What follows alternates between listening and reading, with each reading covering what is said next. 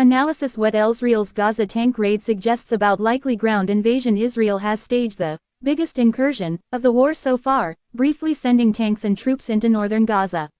According to the Israeli Defense Forces, the raid is designed to prepare the battlefield before a widely expected ground invasion.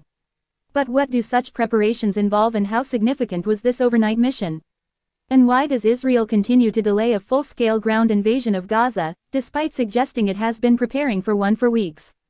Testing Hamas's defenses before an invasion. Sky's military analyst Sean Bell says small-scale incursions are used to test Hamas's defensive capability and clear anti-tank defenses such as mines and obstructions. Hamas had clearly spent some months preparing their offensive on the 7th of October, and Israel will want to minimize the risk involved with any ground incursion, he explained. Mr. Bell thinks this probably won't be the IDF's last incursion before a larger-scale invasion. It is clear that Israel intends to conduct a significantly larger invasion at some stage, so is prepared to take the risks involved in this latest escalation, he said. Capability and clear anti-tank defenses such as mines and obstructions.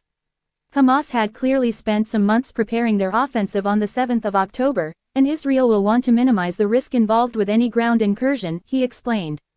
Mr. Bell thinks this probably won't be the IDF's last incursion before a larger-scale invasion. It is clear that Israel intends to conduct a significantly larger invasion at some stage, so is prepared to take the risks involved in this latest escalation, he said. Israel will also be keen to exploit its military advantage over Hamas, so leveraging its satellite technology and drones, as well as intercepting and jamming communications, is a vital step to ensuring any subsequent ground invasion is conducted as efficiently as possible.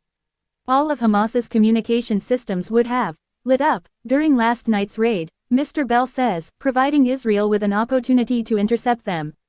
The incursion would also have allowed Israel to bulldoze through anti-tank defenses, identify minefields and gather intelligence on what positions Hamas fighters were occupying, he added. How Hamas could respond to biggest Israeli ground raid. Yet the recent incursions are unlikely to come as much as a surprise to Hamas, which would have anticipated how Israel might respond. Tactically, Hamas will have anti-tank weapons that could inflict significant damage to Israeli armor, and use a combination of mines, rockets, guns and booby traps to make life as difficult as possible for the IDF, Mr. Bell explained. He also expects that Hamas will drip-feed the release of hostages to distract the international community and increase pressure on Israel to stop military attacks.